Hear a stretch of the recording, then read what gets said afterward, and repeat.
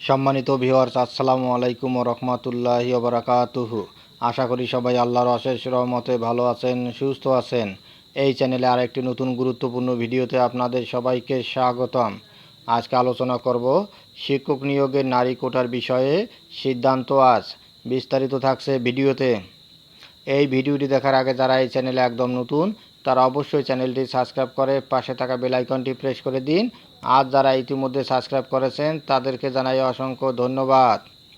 শিক্ষক নিয়োগের নারী কোটার বিষয়ে সিদ্ধান্ত আজ।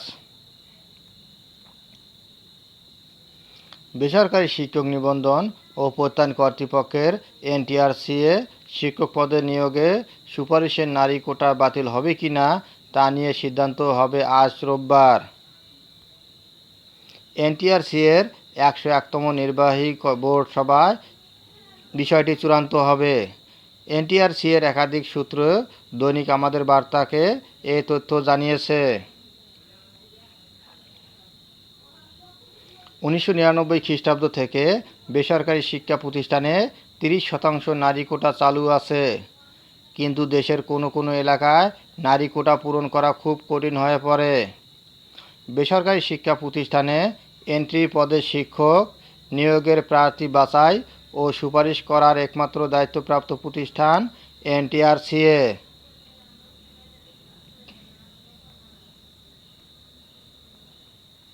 এনটিআরসিএর এক কর্মকর্তা দৈনিক আমাদের বার্তাকে বলেন, বেসরকারি শিক্ষক নিয়োগে নারী কোটার বিষয়ে আমরা জানি। আজ রোববার অনুষ্ঠিত এনটিআরসিএর নির্বাহী বোর্ডের সভায় মহিলা কোটার বিষয়ে আলোচনা হবে এবং কোটা বাতিল হবে কিনা সে বিষয়ে সিদ্ধান্ত হবে বলে আশা করছি। জানা গেছে, বৈষম্য বিরোধী ছাত্র আন্দোলনের কোটা সংস্কার আন্দোলনের মুখে জনপ্রশাসন মন্ত্রণালয় থেকে কোটা সংস্কার করে প্রজ্ঞাপন জারি করে বিগত সরকার। এতে 93% মেধা এবং বাকি 7% কোটা রাখা হয়, নারী ও পোষ্য কোটা রাখা হয়নি। দেশে সরকারি চাকরির সব গ্রেডের নিয়োগে 7% কোটা কার্যকরের নতুন সিদ্ধান্ত ইতিমধ্যে কার্যকর হয়েছে। তবে কিছু দপ্তরে আলাদা নিয়োগ বিধির কারণে এখনও কার্যকর রয়েছে বিভিন্ন বিশেষ কোটা। এর আগে গত 22 আগস্ট এনটিআরসিএ ষষ্ঠ গণবিজ্ঞপ্তির শূন্য পদে শিক্ষক নিয়োগের চাহিদা দেওয়ার বিজ্ঞপ্তি প্রকাশ করে।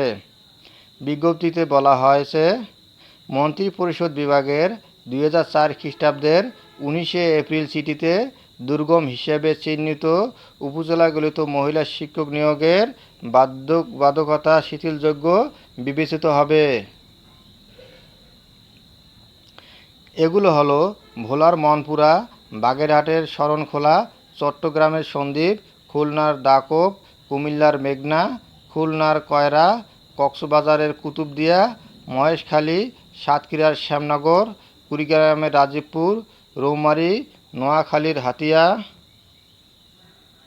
গোপালগঞ্জের কোটালিয়াপাড়া, নওগাঁর আত্রাই, মানিকগঞ্জের দৌলতপুর, সিরাজগঞ্জের চৌহালি, ময়মনসিংহের ধোবাউড়াতে নারী প্রার্থী নিয়োগ ছাড় দেওয়া হবে।